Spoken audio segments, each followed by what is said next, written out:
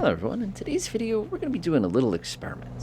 One of my buddies was telling me about the Cessna 182. You have the ability to basically hold down the trim up button on the yoke there, and for the purposes of flaring to land.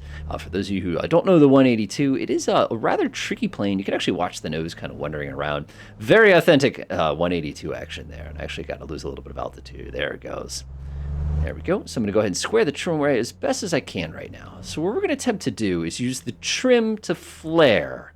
I hate this concept already. I can just tell you right now, I don't love it. And we'll see exactly what happens here. So again, we're going to do our standard business. We're just going to keep ourselves lined up with the big old number 20. You can see we're established at our speed very well there. Getting a little bit quick here. Give just a little bit. And instead of pulling back in the elevator, we're just going to hold the trim button.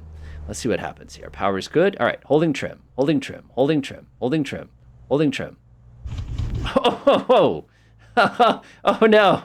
And full power? I expect the nose to shoot up there. There it is. Okay. No, absolutely not. That is not safe.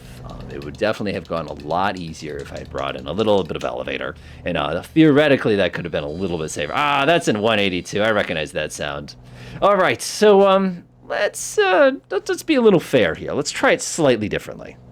All right, so we're just turning into final now. And this time what we're going to do is we're just going to see what happens here. I've got my trim all set for normal landing here. Again, 180. Whoa! A lot of rudder on this plane. I wonder if something changed with the aerodynamics last time I was flying this one. So we got ourselves pretty good speed, or a little high, but not too bad here. Making our way down to the giant number 20 on the ground there. Speed's good, attitude's good, everything's good. What we're going to do this time is we're going to combine two different efforts at once. All right, looks good. Runway is made, 65 knots. Power's out. I'm going to start holding the trim, and this time I'm just going to pull the nose up a millimeter and now hold the trim.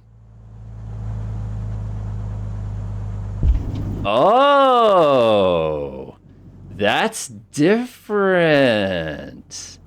Okay, that works. All right, so this is what I could say from my experiment here.